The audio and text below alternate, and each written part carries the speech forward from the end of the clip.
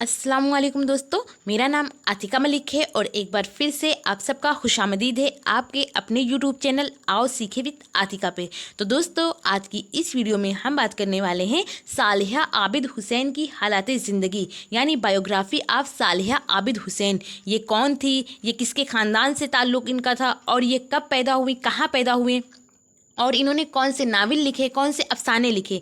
तो इन सारी चीज़ों के बारे में आज की इस वीडियो में हम डिस्कस करने वाले हैं। अगर हम बात करें सालिहा आबिद हुसैन की, तो इनकी पैदाइश हुई थी 1913 ईस्वी में और इनकी वफ़ात 1988 ईस्वी को हुई। और सालिहा आबिद हुसैन को जो पद्मश्री अवार्ड है, इससे भी इनको नवाजा गया। और जो ख्वाजा अल्ताफ़ हुसैन हाली थे, बहुत बड़े शायर गुजरे हैं, तो ये उन्हीं के ख़ानदान में से थी। तो चलिए कुछ और बातों को जानते हैं सालिहा आबिद हुसैन की ज़िंदगी से रिलेटेड, कि इनकी ज़िंदगी में इन्होंने कौन कौन से अफसाने लिखे। तो चलिए शुरू करते हैं। सालिहा आबिद हुसैन। सालिहा आबिद हुसैन उर्दू की मशहूर अफसाना निगार हैं। इनका असली नाम मुस्दाक फ़ातिमा था। इनकी पैदाइश 18 अगस्त 1913 ईस्वी में पानीपत में हुआ। चूँकि ये ख्वाजा अल्ताफ़ हुसैन हाली की रिश्तेदार में से थी, ख़ानदान में से थी, तो ख्वाजा अल्ताफ़ हुसैन का पैदाइश भी पानीपत में हुआ और सालिहा आबिद हुसैन की भी पैदाइश पानीपत में हुई। ये ख्वाजा गुलाम अलसकलीन की साहबजादी और डॉक्टर सैयद आबिद हुसैन की शरीके हयात थी, यानी उनकी ये बीवी थी डॉक्टर सैयद आबिद हुसैन की। इनकी पैदाइशी ताल्लुक़ ख्वाजा अल्ताफ़ हुसैन हाली के ख़ानदान से था। इनकी तालीम व तरबियत घर पर ही हुई, मगर शादी के बाद इनके तसनीफ़ व तालीफ़ के शौक़ में और इजाफ़ा हुआ। यानी इन्हें जो पढ़ने लिखने का शौक़ था, लिखने का कहानियाँ, तो वो बचपन से ही था, लेकिन इनकी पढ़ाई घर पर ही रहकर मुकम्मल हुई। लेकिन फिर जब शादी हुई, उसके बाद इनके इस शौक़ में इजाफ़ा हुआ और इन्होंने लिखना शुरू किया। इनके ज़रिए लिखी गई किताबों में यादगार हाली बहुत मशहूर किताब है। अगर आपसे पूछा जाए, जो ऑब्जेक्टिव टाइप क्वेश्चन अब पूछे जाने लगे हैं कि यादगार हाली किसने लिखी, तो ये लिखने वाली हैं सालिहा आबिद हुसैन। लेकिन अगर आपसे सिर्फ हाली पूछा जाए कि हाली किसने लिखी, तो वो लिखने वाले हैं मौलवी अब्दुल हक। ये याद रखिए। इन्होंने अफसानों और नावल के साथ साथ तनकीदी मज़ामीन, इंशाइये और खाके भी लिखे, लेकिन बुनियादी तौर पर ये वो एक अफसाना निगार और नावल नवीस के हैसियत से जानी जाती हैं। इन्होंने बच्चों के लिए बेशुमार कहानियाँ, मज़ामीन और किताबें लिखी। कौन? सालिहा आबिद हुसैन।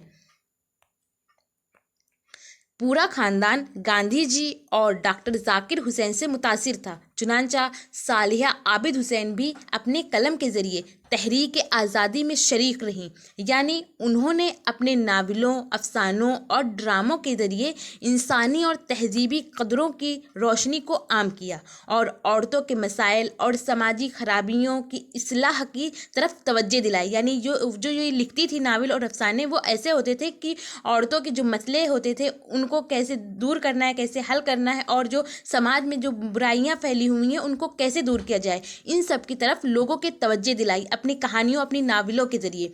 हुकूमत हिंद ने इनको पद्मश्री का एजाज़ अता किया। इन्होंने जो ऐसी कहानियाँ लिखी, ऐसे नावल लिखे, ऐसे अफसाने लिखे, तो इस वजह से इन्हें हुकूमत हिंद यानी हिंदुस्तान ने इनको पद्मश्री अवार्ड से नवाजा।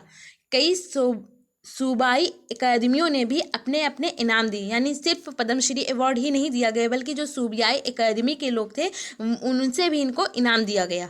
सालिहा आबिद हुसैन के नावलों में अजरा, यादों के चिराग, आतिशे खामोश, अपनी अपनी सलीब और कतरे से गहर होने तक काबिले ज़िक्र हैं।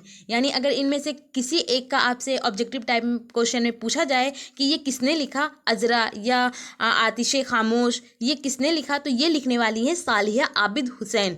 अफसानों के 4 मजमूए शाये हुए। ये जो है अजरा है, ये सारी चीज़ें हैं, ये नावल है, लेकिन इनके जो अफसाने हैं उसके भी 4 मजमूए शाये हो चुके हैं।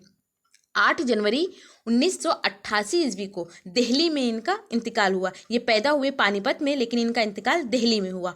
तो इस तरह आज हम लोगों ने सालिहा आबिद हुसैन से की ज़िंदगी के बारे में जाना कि उनकी हालात ज़िंदगी कैसी थी। आई होप आपको पसंद आया हो और आपके लिए ये वीडियो यूज़फुल हो। अगर पसंद आया हो तो आप इसे लाइक करिए, और अगर चैनल पर पहली बार आए हैं तो चैनल को सब्सक्राइब करके बेल आइकन को ज़रूर प्रेस करिए। और जो भी दोस्त आपके हाई स्कूल में हैं और उन्होंने ऑप्शनल सब्जेक्ट उर्दू लिया हुआ है, तो उन तक इसको शेयर भी कीजिए। और आपको ये वीडियो कैसी लगी, अपना फीडबैक हमें कमेंट के ज़रिए ज़रूर बताइए।